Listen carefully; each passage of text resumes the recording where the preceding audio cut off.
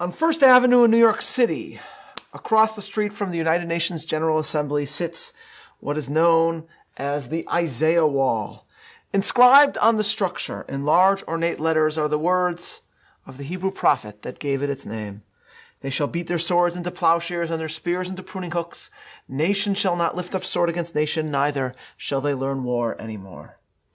These sentences in the Bible conclude Isaiah's prediction of the Acharit Hayamim, the end of days, when all the nations of the world will recognize the God of Jacob and join Israel in serving him in Jerusalem. The verse reflects one of the most sweeping, audacious, and universalistic beliefs in Judaism. And, as I noted in an article and commentary, its presence on the Upper East Side adorning the United Nations cannot be seen as anything other than a sick joke. For it is there at the UN, more than any other location on earth, where dictators are welcomed, tyrannical nations celebrated, and the peoples of the world gather to collectively deny the rights of the people of Israel and Israel's historic connection to Jerusalem. And yet, in the hindsight of history, for a Jew to visit the UN, to even think of the UN, is to realize that the UN, at its earlier location at Lake Success, was the site of one of the most wondrous moments in modern Jewish history, the vote in November 1947 by 2/3 of its members to approve the proposal of the United Nations Special Committee on Palestine that the Holy Land be partitioned and a Jewish state be brought into being. The moment is long celebrated as one of the central ones in which the Jewish state was born again after 2,000 years, but the factors that brought it about are rarely appreciated. And a deeper understanding of that moment allows us a more profound appreciation of the nature of Jewish statesmanship itself. And so, as an epilogue for our lecture series with the people of Israel about to mark Yom HaShoah, Yom HaZikaron, and Yom HaAtzmaut, I would like to examine the events of 1947 so that, in studying the story of politics past, we may better focus on the future. And I seek to do so by combining three separate and very different books, focusing on the perspectives of three very different sorts of people, but all revealing an essential part of the tale I wish to tell. The first book is Bruce Hoffman's Anonymous Soldiers, The Struggle for Israel, 1917 to 1947, which is a study of the battles of the Jewish underground in the decades before Israel's birth. The second book is the biography of Abba Ebban, or Abba Ebban, by Asaf Sinover, a study of perhaps Israel's most famous international diplomat. And the third book is Kol Dodi Dofek. It is the voice of my beloved that knocketh, published in English as Fate and Destiny, Rabbi Joseph Soloveitchik's most famous written reflection on the miracle of Israel's founding. Taken in tandem, I will argue that taken in tandem, these books allow us to focus on three elements that define Jewish history in 1947: war, diplomacy, miracles. We begin with war. Bruce Hoffman's book, lauded in reviews by both right and left for its painstaking research, essentially argues that it was the Irgun's operation against the British, Menachem Begin's operations against the British, following World War II, that was a central and perhaps the primary reason that the British abandoned Palestine and partition came to be. The book is all the more interesting because, in contrast to the perspective about Begin that I put forward last week, Hoffman does not write the book from a sense of moral celebration of Menachem Begin. Rather, he seeks to show how Begin's strategy against Britain was of immense historical significance, and the fact that he's not coming to celebrate Begin only lends further credence to the historical assertion that he makes about Begin's effectiveness. It was, in other words, for Hoffman, the war of the Irgun that made the vote at the UN possible in the first place. And we must understand why. Let us set the stage.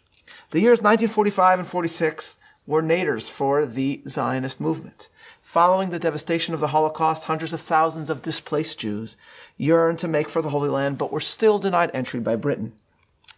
The newly elected Labour government remained largely committed to many of the terms of the hated 1939 White Paper. And this marked a change, at least for a moment, in the strategy of the larger Zionist organization led by David Ben-Gurion and Chaim Weizmann. As late as 1944, Ben-Gurion had not only opposed the Irgun's efforts against Britain, he and the military of the mainline Zionist movement, the Haganah, had participated in what was called the Saison, the rounding up on behalf of the British of Irgun members by their fellow Jews. But after the war and the pronounced policy of the new Labour government, it was decided that the Haganah would join the efforts to attack British locations in the Holy Land. In response, in June of 1946, Britain launched what they called Operation Agatha, otherwise known as Black Sabbath, where on Shabbat, Zionist leaders from the Jewish Agency in Israel were arrested en masse, and the documents of the Jewish Agency were confiscated by the British. In response, Chaim Weizmann, the president of the Zionist movement, insisted that cooperation against the British with the Irgun must cease. As he put it, quote, "In every country in the world it is customary that the president is also the commander-in-chief of the military forces. I have never before needed to use this authority and have never interfered. But now, for the first and only time, I must demand this right and demand that you cease all military activities." End quote. At this point, the war against Britain was carried on largely without the Haganah, which did focus on bringing in immigrants illegally. But the attacks on British sites was led by the Irgun and by the much smaller group Lehi, then run by Yitzhak Shamir. Hoffman's thesis, based on his extensive study of British records, is that it was the Irgun's unremitting attacks on the British over the next 2 years that both drove Attlee's government to seek the guidance of the United Nations as to the future of Palestine and ultimately ensured that the British would leave Palestine even sooner than had been expected. In the first part of 1946, British Foreign Secretary Ernest Bevin, as Hoffman writes, had been convinced that Britain could continue to control the Holy Land for some time, and was utterly opposed to partition and the creation of an independent Jewish state. According to Hoffman, Bevin had, quote, forcefully argued that Britain's stature as a great power was inextricably linked to the maintenance of its Middle Eastern strategic and economic interests. The Foreign Secretary thus had clearly envisioned Britain remaining in Palestine for at least another decade, and retaining military basing rights beyond even that time. His position accorded completely with that of the chiefs of staff, end quote. But after the unremitting attacks of the Irgun throughout the year, Britain announced that it would allow the United Nations to propose a solution to the Palestine problem, with the crucial caveat that it was not bound by the UN's recommendation and could seek another solution if it saw fit. The stage was thus set in 1947 for the visit to Palestine of UNSCOP, the United Nations Special Committee on Palestine. Strategically, knowing that the world was watching in the months that followed, the Irgun did its best to show not only the international community, but also the voters back in Britain itself, that Britain's efforts was not in any way worth the blood and treasure that was expended. Several weeks before the members of UNSCOP were to arrive, Begin launched the most striking and unexpected operation of his career, more surprising perhaps than the strike that he ordered on Osirak in Iraq decades later. And this was an operation made famous by the writer Leon Uris, the breakout from the Akko prison on May 4th, 1947, what Begin called, quote, amongst the most daring attacks of the Hebrew underground and possibly of any underground. Thus, when UNSCOP, the United Nations Committee, arrived in Palestine on June 16, 1947, what they found, as Hoffman describes, was a state which on the one hand ruled with an iron fist, while on the other hand had just discovered, meaning martial law, while on the other hand was learning that despite the constant crackdowns, despite the enormous amount of British troops in Palestine, His Majesty's government couldn't even protect their most heavily fortified prison from the hands of the Irgun. Hoffman tells how Ralph Bunche, the representative of the UN Secretary General that traveled with the committee, reported back to New York that, quote, the British are everywhere and they all carry guns. As you go through the streets, you're constantly stopped by soldiers and required to show, by sentries and required to show your pass. Buildings are surrounded by barbed wire, pillboxes, and roadblocks are abundant, end quote.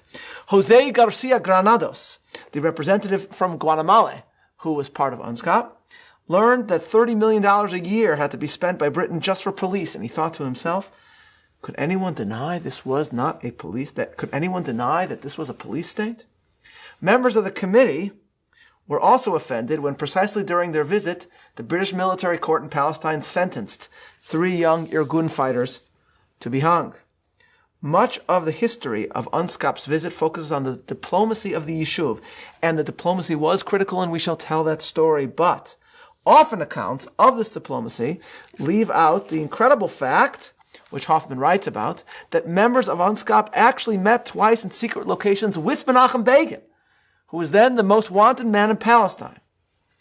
In that meeting, as Hoffman describes, Garcia Granados told Begin that, quote, "We too believe that the mandate should come to an end. I don't know if all our colleagues will support that thesis, but I think we can obtain a clear majority for it." Another delegate at this meeting, Hoffman writes, Enrico Fabrejat of Uruguay, embraced Begin as they left, and Begin in a choked voice told him, quote, "We are brothers in arms. All the world's fighters for freedom are one family." After Unskap left, seeking to prevent the hanging of the 3 young Irgunists, the Irgun kidnapped 2 British sergeants. Begin had argued that the Irgun should be treated by the British like enemy combatants, and as captives they were therefore POWs and should not be harmed. The mandate saw them as common criminals, and when the 3 Irgunists were hung, on July 29th, the 2 British sergeants were hung in response. Anti-Jewish riots broke out, first in Glasgow and Liverpool, and then across Britain. Across Britain there was damage done, anti-Semitic damage done. The opposition argued in Parliament that Britain's efforts in Palestine were no longer worth it. And for Hoffman, the most important response came from a member of the ruling Labour Party, the backbencher Harold Lever, who described, quote, 2 years of planless, gutless, and witless behavior, which has not only cost us treasure in terms of money, but uncountable treasure in manpower and loss of life, all in order to prove that we are master of a situation of which we are obviously not master, and all for some obscure reasons made plain not to our troops, not to the people of Palestine, and certainly not to us, end quote. He concluded by saying, quote, "We must go, and sooner we go, the better it will be for the people of Palestine and the people of this country." And as Hoffman informs us, it was not only the Labour backbenchers. Hugh Dalton, Chancellor of the Exchequer, informed Prime Minister Attlee on August 11th that, quote, "I am quite sure that the time has almost come when we must bring our troops out of Palestine altogether. The present state of affairs is not only costly to us in manpower and money, but is, as you and I agree, of no real value from the strategic point of view. You cannot in any case have a secure base on top of a wasp's nest." And of course is the Irgun, the wasp nest. "And it is exposing our young men for no good purpose to most abominable experiences, and is breeding anti-Semites at a most shocking speed." End quote. It was this point, Hoffman notes, that the British delegation at the UN was informed that, quote, "account should be taken of the strong feeling now apparent in the country that the House of Commons is in favor of British withdrawal from Palestine." So by September 1947, with the United Nations meeting in New York, by this point, Hoffman writes, the Irgun had, quote, "achieved this objective."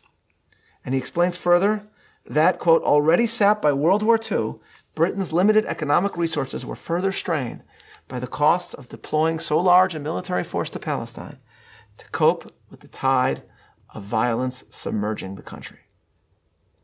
So Hoffman writes, and I would add, that we would be ill-advised to see the impact of the Irgun and its attacks as focused only on Britain and the visiting members and the impressions of the visiting members of the United Nations. What Hoffman essentially argues is that Begin and the Irgun's allies in America were PR geniuses. The attacks also served as springboards for what was known as the Bergson Group, organized by the revisionist Zionist Hillel Kook, also known as Peter Bergson, to raise money for the Irgun in America and to effectively oversee its public relations in the English-speaking world. The group worked with the Academy Award-winning screenwriter Ben Hecht to turn not only American Jewry but the American public in favor of its cause. Begin often compared his own revolution against the British and against the government of George VI to that of Washington's revolution against George III. And it is not too much to say that in this, Ben Hecht acted as the Thomas Paine to Begin's Washington. As incredible as it may seem to even describe it now, Ben Hecht wrote a play that debuted on Broadway in 1946 titled A Flag is Born, in which an elderly man and woman survive the Holocaust and struggle to reach the land of Israel. Joining them on the journey is a young man by the name of David, who is about to commit suicide after the elderly couple fail to reach their destination. When David suddenly has a Zionist vision and Jewish soldiers say to him, "Don't you hear our guns, David?" And they add, "We fling no more prayers or tears at the world. We fling bullets." And that and also that, quote, "We promise to wrest our homeland from the British claws out of British claws as the Americans once did." Ladies and gentlemen, starring in the role of David in A Flag is Born on Broadway in this essentially Irgun PR play was a young, up-and-coming actor who, in dedication to the cause, agreed to work on the role for minimum wage. That actor's name was Marlon Brando. And on opening night, after the actors went off the stage, Hecht himself stood in front of the audience and announced, "Give us your money, and we will turn it into history." It is, of course, hard to imagine actors on Broadway and Hollywood today putting on an event on behalf of Menachem Begin, but that is exactly what happened in 1946. Hoffman notes that, quote, "An integral and innovative part of the Irgun strategy was Begin's use of daring and dramatic acts of violence to attract international attention to Palestine and thereby publicize simultaneously the Zionists' grievances against Britain and their claim for statehood. In an era long before the advent of 24/7 global news and instantaneous satellite-transmitted broadcasts, the Irgun deliberately attempted to appeal to a worldwide audience far beyond the immediate confines of its local struggle and beyond even the ruling regime's own homeland," end quote. Thus, by the time we get to November of 1947, the UNSCOP has submitted a report proposing partition. Britain wishes to wash its hands of Palestine as soon as possible, much sooner than the UN would prefer. And aside from his own disposition, which we'll discuss soon, President Truman has also felt the political pressure in America to favor Israel's independence. But the vote did not only depend on America and the UN, or even on America and the Soviet Union, though of course the support of these countries were critical. Now, at the end of November, the vote for partition is set. 2/3 of the assembly was needed. And with all the Arab countries and their allies firmly opposed, the fate of the Jewish people would come down to countries as diverse as Paraguay, the Netherlands, Haiti. Each country needed to be lobbied. Each delegate needed to be convinced. And if a member's delegation would not support partition, they at least needed to be asked to abstain. Ironically, if Hoffman is correct, it is at least to some extent the actions of the man hated by the Zionist establishment, Menachem Begin, that had placed this opportunity before the Zionist establishment. War against the British by Begin had now created the requirement of diplomacy by Zionist statesmen, engaging now every country on earth except Britain, or every country that could possibly support them except the British. Asaf Sinover, in his biography of Abba Ebban, put it this way, quote, "After 3 decades of Zionist diplomacy aimed solely at Great Britain, the officials on Great Russell Street," that's the Jewish agency in London, the Zionist movement in London, "confronted the ocean of 55 member states of the UN, many of which were unfamiliar by name or geographical location, as Weizmann challenged his colleagues who were hovering over the map. I defy you to find Uruguay, Paraguay, or Schmaragway on this map." Thus, we proceed from discussing war to discussing diplomacy. And this brings us to Zionist leaders like Weizmann and the next generation, men whose approach to the British could not have been more different than Menachem Begin. And we turn to Zionists with a profound gift for the English language, who could not have been more different than Ben Hecht. And here I refer to Abba Ebban, who, while not in any way the only individual involved in the diplomatic efforts, nevertheless provides in his own story a prism to understanding how critical every diplomatic act suddenly became at this juncture. Born in South Africa, taken to London by his parents as a baby, losing his father as a small child and taking the last name of his stepfather, Aubrey, or Abba Ebban, was raised simultaneously in the Zionist cause and in the vaunted halls of England's best educational institutions, distinguishing himself as one of the best debaters known to the Cambridge Union. He was always very proud of this, as Sinover notes, and when he was once told, as a compliment, that he had the English, I'm citing from Sinover, that he had the English accent of an Oxford Don, Ebban replied, "Sir, I would have you know that I went to Cambridge, but in public life, you must expect to be smeared." With Britain's, that story is in Sinover, and it's one of many wonderful stories. With Britain's declaration of war, Ebban succeeded in serving His Majesty's forces in Egypt and ultimately in Jerusalem as a liaison between the army and the Jewish agency. With the war over, Given his gifts, the world would have been his oyster, and the halls of Cambridge and academia beckoned, and the easy choice would have been to return to a university life. But Moshe Shertok, later Moshe Sharet, the second Prime Minister of Israel, offered Ebban to work for the Zionist movement abroad in helping to develop and embody and personify the diplomatic core that the Zionist movement and later a Jewish state would so desperately need. Ebban made the incredibly admirable choice to embrace this role, one with a very uncertain destiny. The problem, after receiving the offer from Sharet, was that he could not accept Sharet's offer, as Sharet at the time was then arrested in Operation Agatha and was being held in a British prison. But Sharet eventually managed to send out a letter to Ebban with one word, a word that needed no code or cryptographer to interpret. The letter read, "Nu?" Ebban replied in equally succinct manner that he would be taking the job. Thus, the rest of Ebban's career was dedicated to the Zionist cause, and it was a career that had already resided in potentia within him. Sinover notes, he reveals how way back in 1944, Ebban wrote a fascinating memo about the future training of Israeli diplomats that provided his own philosophy, a philosophy which I believe, as stated, is in parts problematic, in parts incredibly insightful, but all in all, as Sinover writes, truly captures the essence of Abba Ebban. Here is a bit of this fascinating memo. Ebban wrote, quote, "To represent a cause to the outside world does not necessarily require the same qualities as the task of mobilizing and organizing national resources. Therefore, effective national leaders are not necessarily or usually the most efficient diplomatic representatives. There is a diplomatic temperament which is international. There is a diplomatic code which goes far beyond the trivialities of etiquette. Men who represent their nations outside their frontiers move in a society and atmosphere of their own, develop special instincts and capacities, and are often bound by a common professional solidarity. Diplomacy is a craft and a technique. It can no more be practiced, wrote Ebban, it can no more be practiced by men who have not studied its principles than a bridge can be constructed by a man untutored in the science of engineering. In both instances, the amateur can build something, but the prospects of stability are remote." End quote. So Ebban wrote. This is very eloquently put, ladies and gentlemen, though I cannot say that I agree with all parts of it. It is not, I must say, obviously a good thing that the fate of nations often rests on what Ebban calls, quote, diplomatic temperament which is international. And I myself tend to believe that often diplomatic brilliance, as with other forms, is a form of emotional instinct and interpersonal gifts, a gift that can be strengthened but not taught entirely.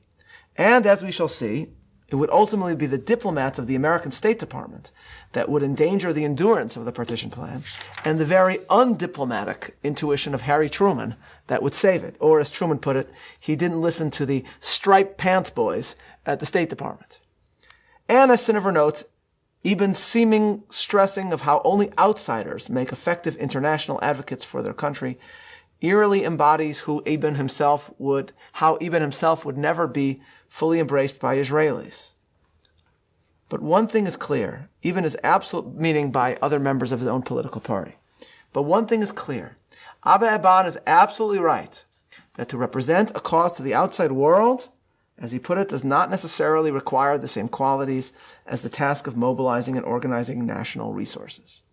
And he, along with other members of the Zionist diplomatic corps, were perfectly placed in this position at this very moment, as at others, to deploy his own ingenious oratorical gifts in order to advance the destiny of the Jewish people.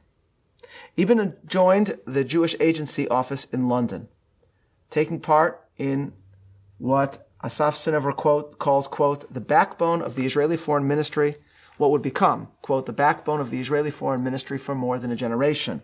Walter Eitan, first Director General of the Foreign Ministry and Ambassador to France. Arthur Lurie, Ebban's deputy at the UN, ambassador to Canada and the United Kingdom. Michael Comey, Ebban's successor as ambassador to the UN. Avraham Harman, Ebban's successor as ambassador to the United States. Gideon Raphael, ambassador to the UN and Director General of the Foreign Ministry. Elio Eilat, first ambassador to the United States and ambassador to the United Kingdom. And Moshe Tov, ambassador to Latin America. End quote. Sinover further tells us that, quote, Ebban's command of French earned him the first diplomatic mission of his career, the task of lobbying the governments of France, Belgium, the Netherlands, and Luxembourg ahead of the debate at the UN General Assembly. When UNSCOP visited Palestine, Ebban was sent as the Jewish Agency's liaison to the committee. And while, as we have discussed, the impact of the Irgun on UNSCOP's visit and their impressions cannot be discounted, Ebban's role as liaison and the diplomacy of the larger Zionist movement was critical as well. Perhaps Ebban's most inspired notion, occurred in July of 1947, when the ship made famous by Leon Uris and Paul Newman, the Exodus, filled with Holocaust survivors, was stopped by the British, towed to Haifa, and then brought back to Europe. The symbolism, of course, was horrifying.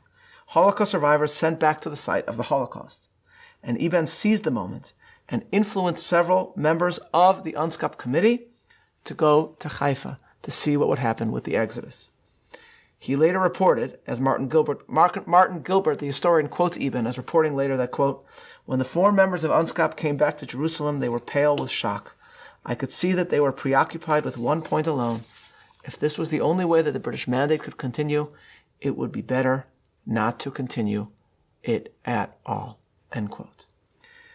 As the focus in the second part of 1947 turned to Lake's success to the vote at the UN, Ebban and his colleagues went to New York, with Ebban unaware that he'd be representing Israel there for some time. All attention was on the General Assembly. And, in an incredible description, Sinaver tells us how, quote, "A Jewish agency survey of the likely voting behavior of UN delegates revealed that it was a couple of votes short of the required 2/3 majority." He also tells us that, quote, "The Zionists prudently rejected an offer by Jewish mobsters in New York to kidnap anti-partition delegates and keep them until after the vote had been taken. But they did decide to bug a limousine that was used by the British delegation," end quote. And as Sinaver tells us, the bug revealed that, quote, "The British seemed to be perturbed by the eloquent deliveries of Zionist officials. 'Who is that bloke? Where did he learn to speak the King's English?' one of the passengers asked about Ebban's provenance." Writes, continues Sinaver, he's a Don from Cambridge. They used another word in there. "From Cambridge," another replied. End quote. Ebban was also chosen to help write the report for the General Assembly, recognized by the Zionist leadership as one who could speak the diplomats' language. Every vote counted. It was taken as a great sign of success that the 4 European countries to whom Ebban had been tasked all ultimately abstained. Abba Ebban's wife Susie recalls in an interview that as the vote commenced, they noticed that one Latin American delegate who had promised to vote in the affirmative was missing from the General Assembly, and so they had to go to the men's room, look under the stalls to find his shoes, and then bring him out of the stall to urge him to go vote. And vote it did. And vote he did. And it passed. The resolution passed. After the vote, Jews in the Holy Land who had been listening erupted in a sea of jubilation. But Ebban and his wife report that on their own drive back to Manhattan, Ebban and his colleagues sat and said nothing, sitting in stunned silence at the historicity of what had just occurred, the historicity of what they had helped achieve. Thus, war, diplomacy, both brought Israel into being at the United Nations vote. But if we study the details of all that occurred, we realize that this alone cannot explain what happened. For consider, ladies and gentlemen, in one moment, perhaps the only moment, both the West and the East, America and the Soviets, agreed at the United Nations, supported bringing the Jewish state into being. Was this a result of diplomacy? Surely it was. But was it only diplomacy? Or was something else, someone else, present? This was the case made by Rabbi Joseph Soloveitchik, who spoke of God as the beloved of the Song of Songs, who, as described in the biblical text, comes to seek suddenly to find his loved one. He describes the birth of the state of Israel as a knock by the beloved by God, in a rendezvous between God and his beloved Jewish people. A knock meaning a miracle that could be sensed if you knew where to look for it. As he writes, quote, "Both Russia and the Western countries jointly supported the idea of the establishment of the state. This was, said Rabbi Soloveitchik, perhaps the only proposal where East and West were united. I am inclined to believe," Rabbi Soloveitchik said, "that the United Nations organization was created specifically for this purpose, in order to carry out the mission which divine providence had set for it. It seems to me, reflected Rabbi Soloveitchik, that one cannot point to any other concrete achievement on the part of the United Nations, end quote. And he said that decades ago. The achievements of the UN since then, or lack thereof, only make his prophetic point more profound. And Rabbi Soloveitchik added, I do not know whom the journalists with their eyes of flesh and blood saw sitting in the chairman's seat during that fateful session when the General Assembly decided in favor of the establishment of the state.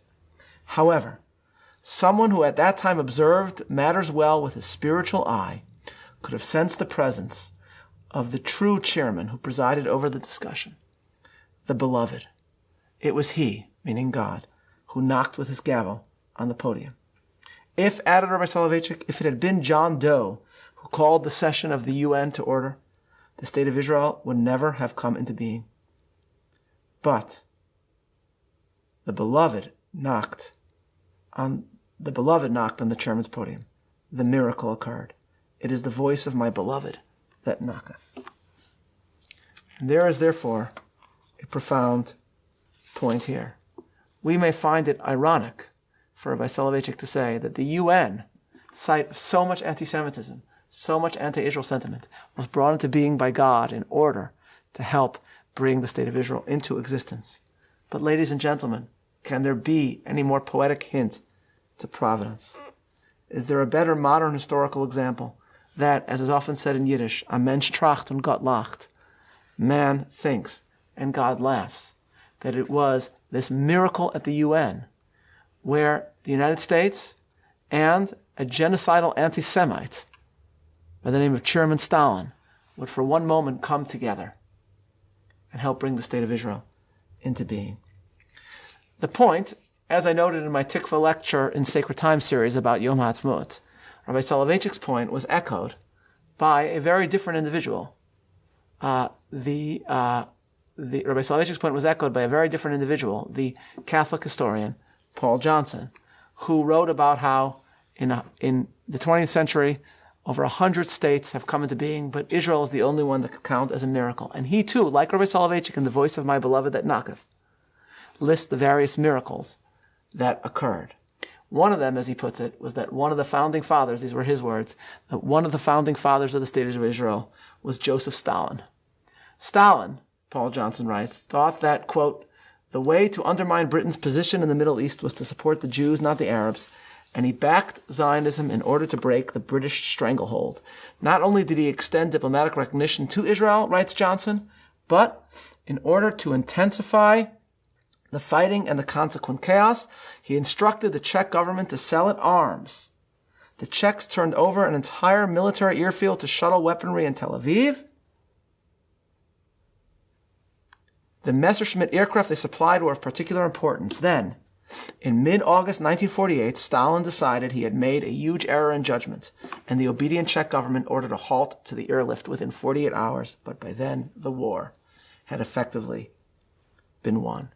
This, for Johnson, was one of many examples where, quote, Israel slipped into existence through a window that briefly opened and just as suddenly closed.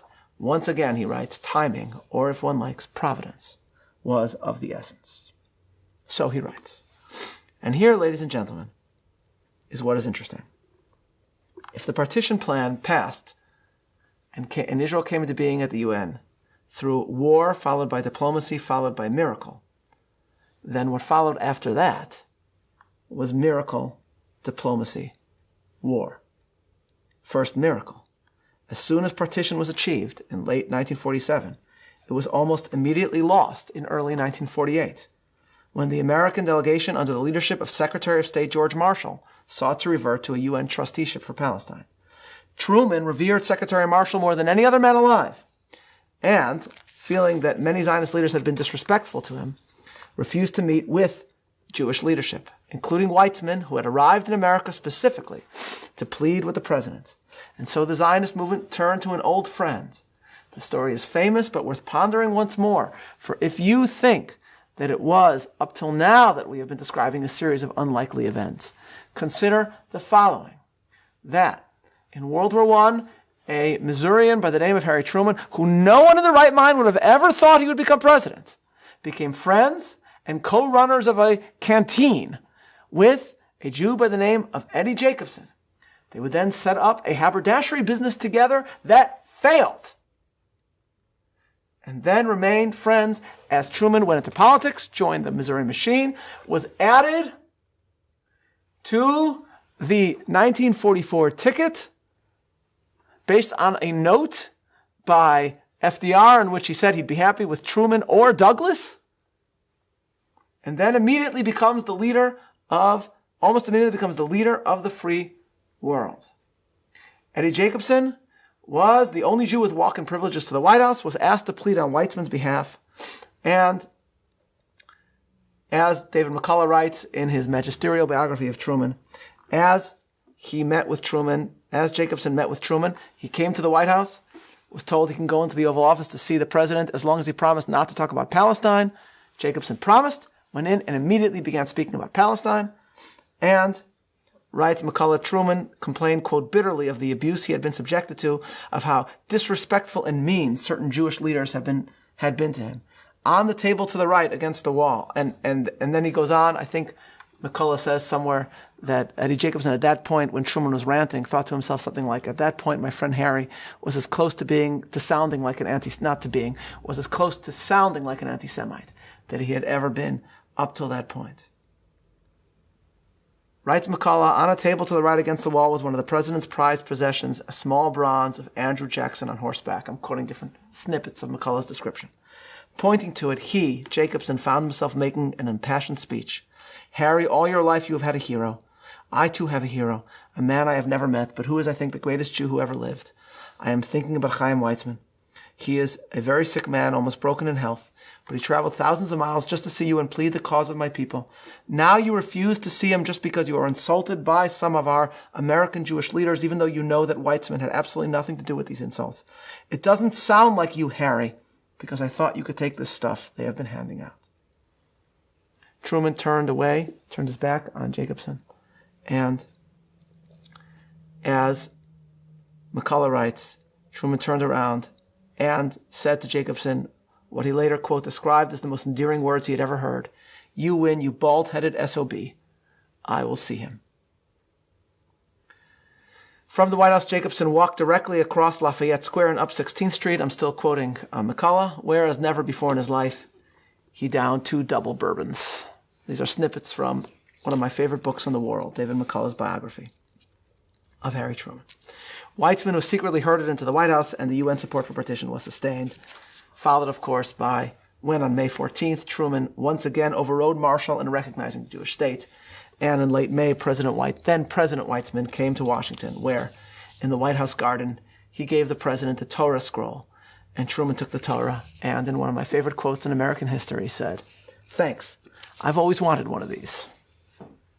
So war, diplomacy, miracle. But what followed after that was the miracle of the Jacobson relationship, followed by Weizmann's diplomacy, the staying of Marshall's plan, followed by the declaration of Jewish independence, followed by war. War, diplomacy, miracle, miracle, diplomacy, war. All contributed to one of the most miraculous moments in modern Jewish history.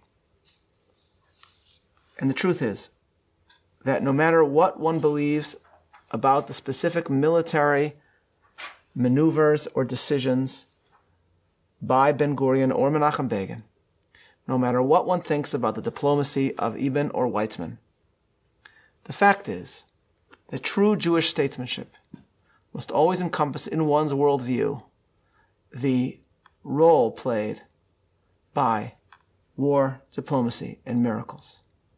To work diplomatically for peace, but always prepare for the possibility of war, and at the same time to always sense the miracle that lies at the heart of the eternity of the Jewish people. In a famous story, Menachem Begin, during the Camp David negotiations, was told by Jimmy Carter that this was Israel's last chance for peace.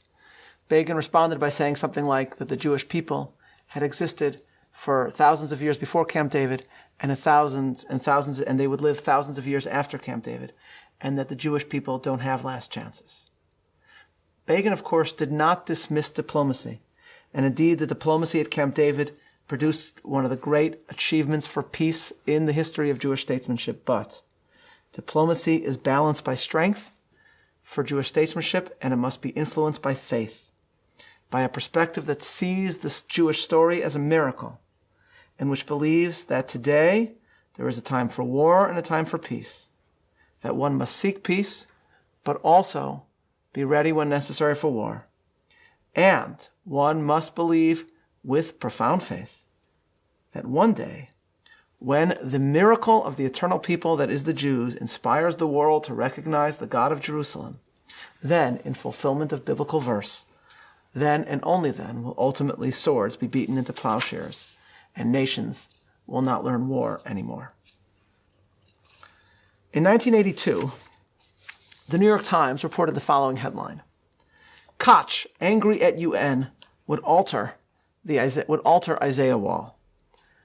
The story reads as follows. In support of an Israeli protest against the United Nations, Mayor Koch says he will seek to alter the swords into plowshares wall inscription on First Avenue and add a reference to hypocrisy, immorality, and cowardice.